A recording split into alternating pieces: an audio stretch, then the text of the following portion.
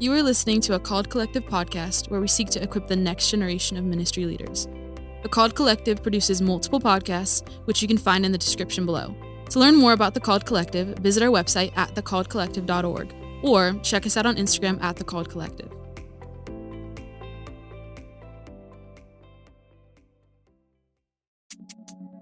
What's up, guys? This is Coffee and Calling, where we just chat over coffee. I'm one of your co-hosts, Isaac. I am Noah Yearout, and thank you so much. Sit back, enjoy, and come along for the ride.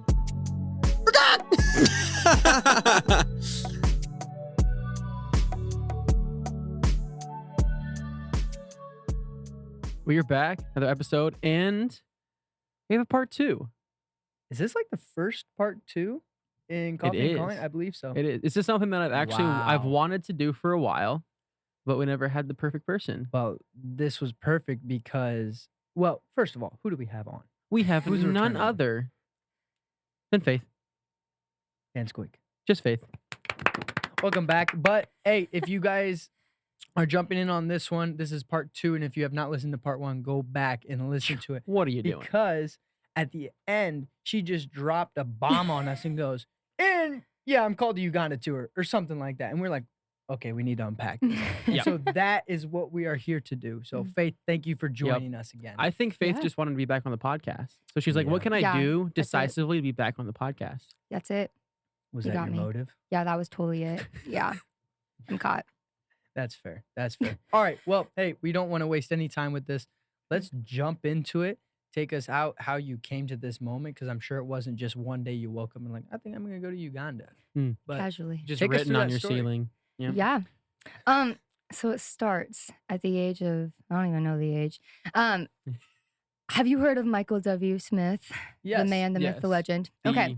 Yep. Yeah. That's So my uncle, he- actually. Oh, What? No, I'm playing. I'm playing. why? That'd be pretty sick. Anyways, Michael W. Smith came out with this album with the Ugandan children's choir. And it was my favorite album for still today, honestly. It's still like my favorite worship album. And what really caught me was like, oh my gosh, they're worshiping in their own language. It's just this powerful like children's choir. Like I just fell in love with this album. That's when I first heard of Uganda, and I was like, that would be really cool to like be a part of that, so on and so forth. Continue to live life, and I was like, okay, like that would ever happen. And then I took ethnodoxology my second year at IWU, and it's really the purpose of this class is to really pour into worship as a global aspect. So worship as a cultural aspect, like pulling in different cultures from all around the world together, unified for one purpose.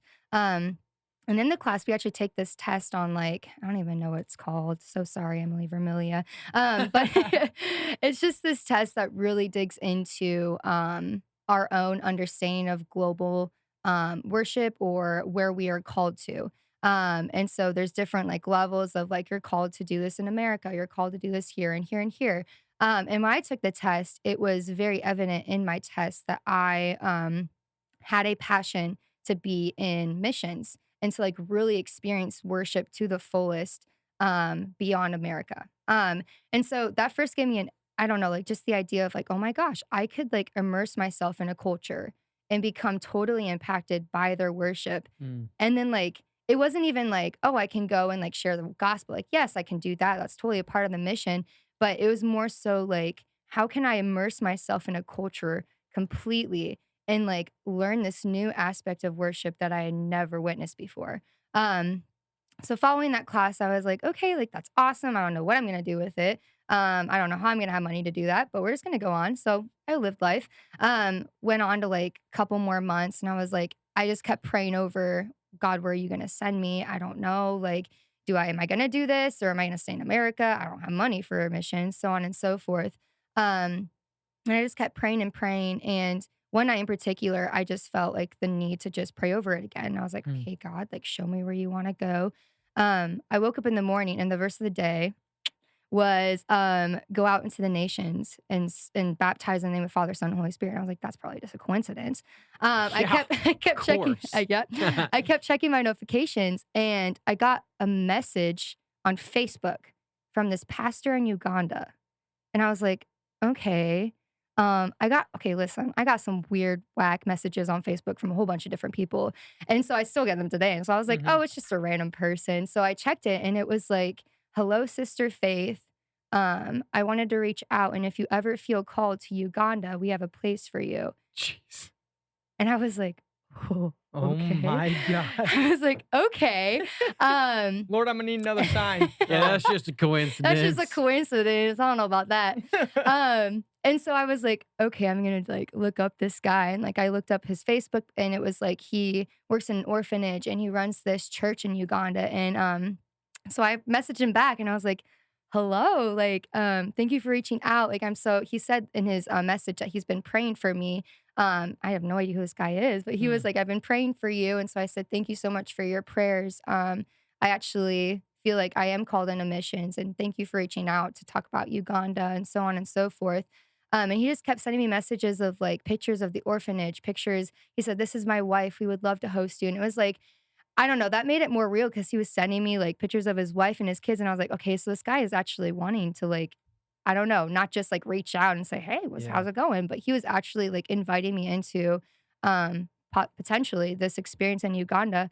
And so I was like, okay, that's awesome. But still I was like, God, I don't know. I still have no idea like how I'm gonna get there. So like still today, like I don't know what organization to go through. I don't know what time of life I'm about to get married. And so I did ask Seth. It was like, I don't even know how far we are in our relationship. Who is But Seth?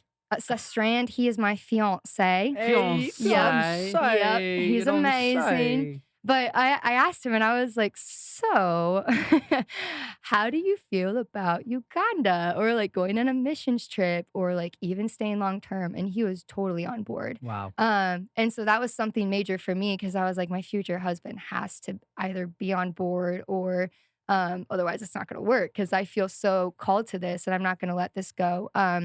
And so we've had that discussion. And so neither of us know how long or when.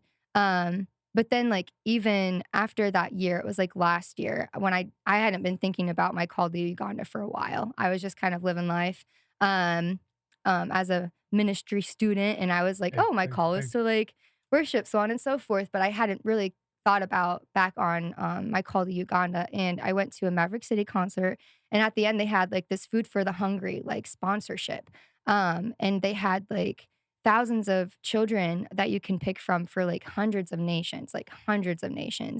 And I just like felt like this like call to like sponsor a child. And so I went down, grabbed my pamphlet, went back to my seat, and I checked it. And it was this little boy from Uganda that I had grabbed. You didn't even like check. It was just random. I didn't check. They just handed it to me. Wow. Out of all of the pamphlets. And I like checked through and I was like, okay, how many Ugandan children are out there? And I just kept checking like through the pamphlets that you could grab, like if you missed it the first time, like when you're headed out. And it was like all these different nations and I didn't see Uganda once.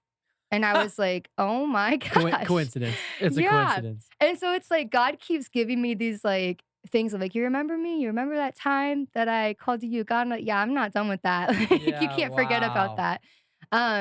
And so I don't know, it's just this constant reminder of God's plan for me. And although I have no idea what that's going to look like, I have to keep going back to that and remember that I have to be available to God when I'm considering all these different things in my marriage and all these different things that will play into that. But God has just really taught me that if I continue to remember my calling and continue to remember those miracles, like those are miracles, the way he revealed himself to me.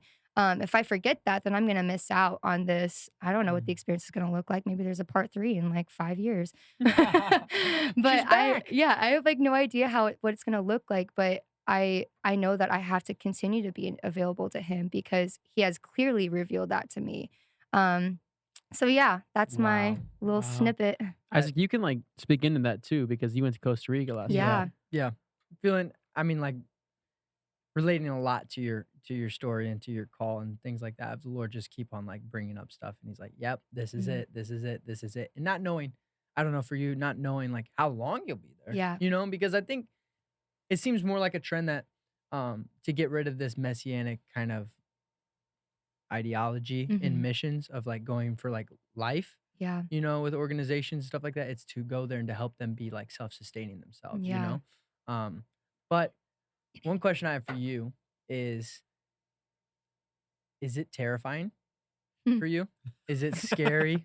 The little whimper that I Yeah, just heard. And It's like scary. dive into that. Like Yeah. if it is scary, how's it been wrestling with that with Seth, just yourself, Yeah. with God?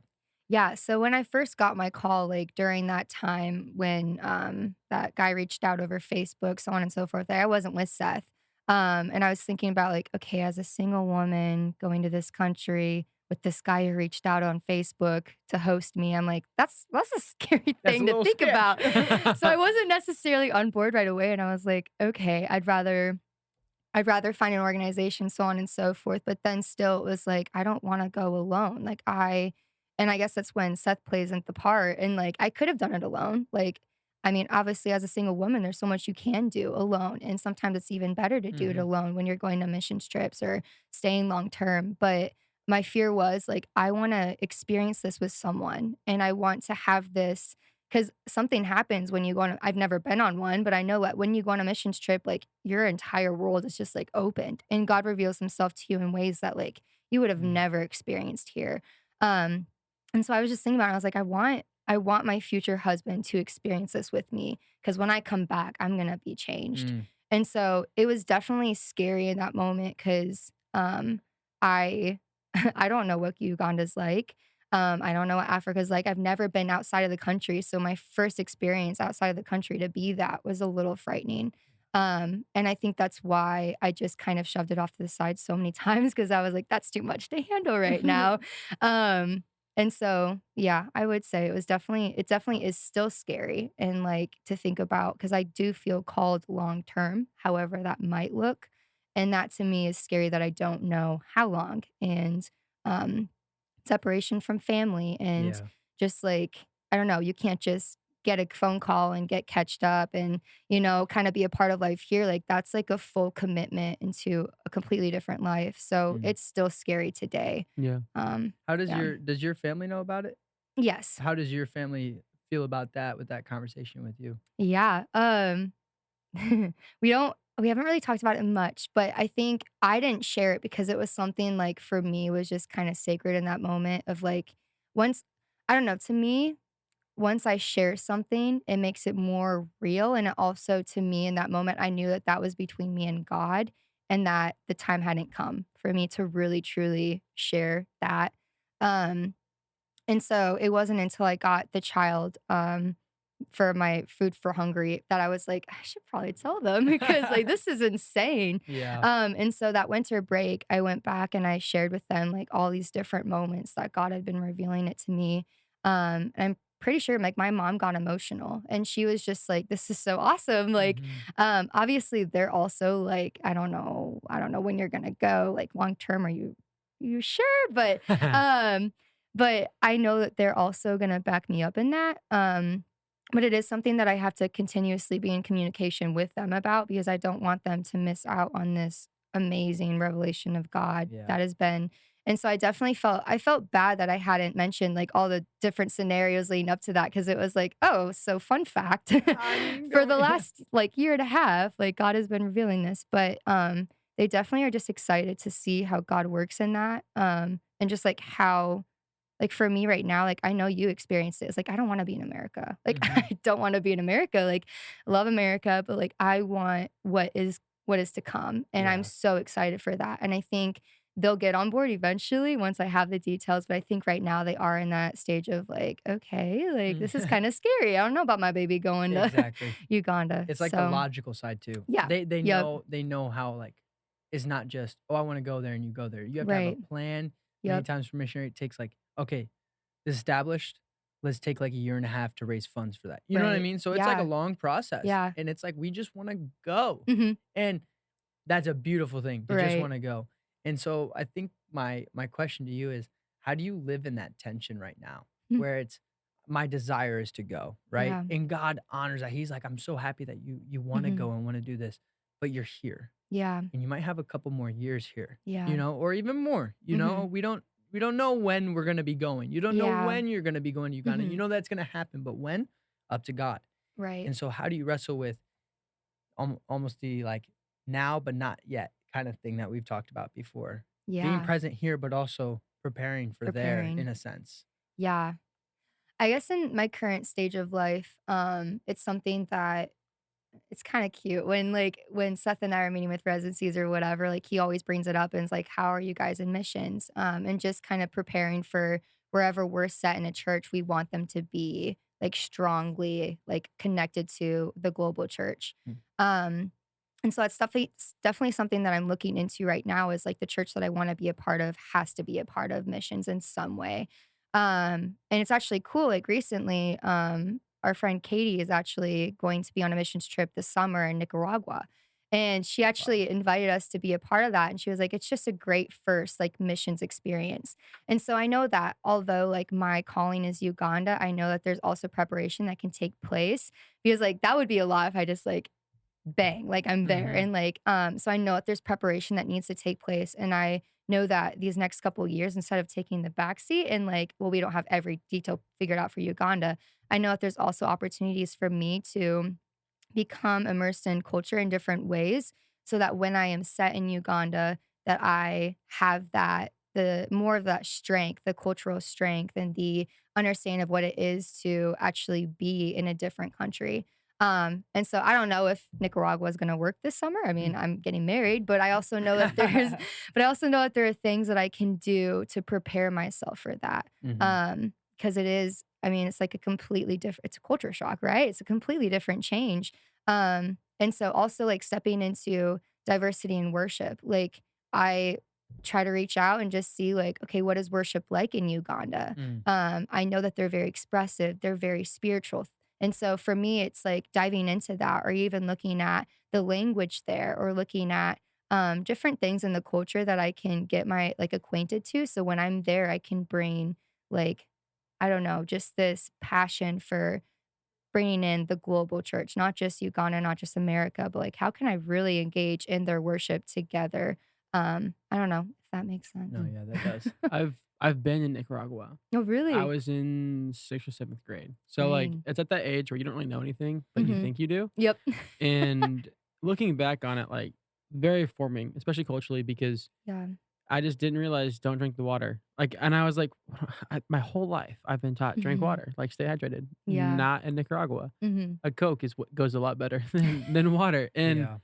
it's something I didn't understand. Hmm. And being in 6th and 7th grade, I was just there for an experience. Yeah. And I didn't understand the culture. I didn't understand the language. I didn't Hmm. understand anything, but it was still so forming. Yeah. And I guess that makes me wonder, like, when it comes to Uganda, like, you're called there. How much, like, extra research have you done? Or have you done any? I have done Okay, research. okay. I will be honest, when I first got my call in Uganda, I looked up images because I was like, where am I gonna be staying? Like, is it pretty? Is it I was pretty? like, is That's it pretty? Because I mean, I live in Montana. I was like, do they have mountains? Do they have river? Do they have that's like, and so something. I will say, when I first got called, I was looking at like, okay, is it pretty? But obviously, like, that's not the main point, and that's not going to be what's going to keep me away from there. Either way, I'm going. But other than that, like other than the books that we read for ethnodoxology or like even the books we read for Mission and Witness of the Church when we like I chose like Africa both of those times because I was like, I really want to dive into Mm. their roots in Christianity. But Uganda specifically, I will admit, I haven't done nearly as much research as I should be doing. But I know that a little just glimpse of their roots. And I do know that they do have strong churches there and that they're very connected to orphanages or hospitals. And they're really in with like, I don't know, taking care of each other and also very expressive worship. Mm. But I know that there's a lot more that I have to learn in order to be fully prepared for Uganda. So Yeah. yeah. I mean, it's also like you're never gonna be like really prepared. You know, we Right. can do all we can here, Right. but to get in that culture, Yeah. to get there with the people face to face, you know, Yeah. there's gonna be a lot there, but it's like you're called. Hmm. God has obviously said it's like who can I send? Who will I Yeah. send? And you're like, here I am. Yeah. Send me. And he's like, yeah, I will, you know? So okay. And so it's that yes story, and it's I don't need all the pieces. Yeah. I'll go. That's almost like clear to me when somebody's like, how do I know if God's calling me to this? I was like, does it scare you? Yeah. Like, are you just like, I can't lean on my own resources, my own Right. gifts, all these things for this to happen, Yeah. you know? And I'm sure you have felt the same way. Like, Yeah. how am I going to do this? Yeah. And it's like, no, God's gonna do it. That's exactly why He wants you to, Right. why He Right. wants you to go. He wants to Exactly. teach you, but then also use you there, you know? Yeah.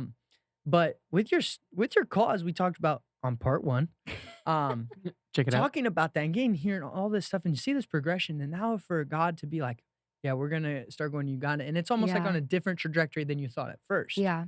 So with the time that we have left, to those people who are wrestling with their calling, and maybe even in this scenario where they're like, I thought I was going this way, but now God's doing this. Yeah. What is something that helped you, or that you look back and God has taught you Hmm. through this growing of your calling, Yeah. that you would love to just like give to people listening, that God has taught you from this? Yeah. Oh, so much. Yeah, I Um, bet. the first thing that honestly came to mind was actually stuff that I've been learning from my parents. My dad, like, I grew up with a dad who was very faithful to the Lord, even when it was scary. So when we lived in Oregon, when he got called to Sioux Falls, he followed. And when we lived in Sioux Falls and were sent in Sioux Falls and he got called to Montana, he followed. And it was like time after time, I'd be like, Dad, why? Like, why are you doing this? And it was like, because I'm available to God. And I'm not here to live a life that is that financially makes sense, because we had like no money to move to Montana. And nothing that necessarily makes sense with like, oh, I have people in Montana. We had nobody in Montana.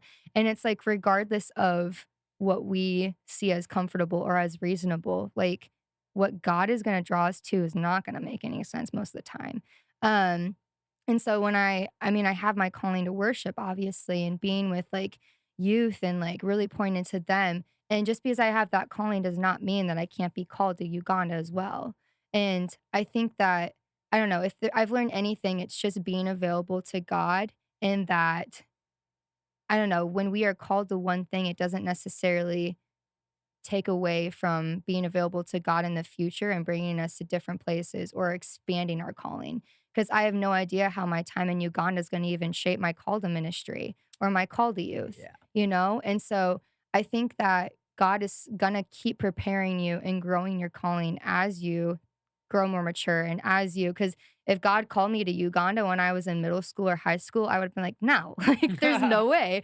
And so I think that God continuously hands things over to you when you are faithful.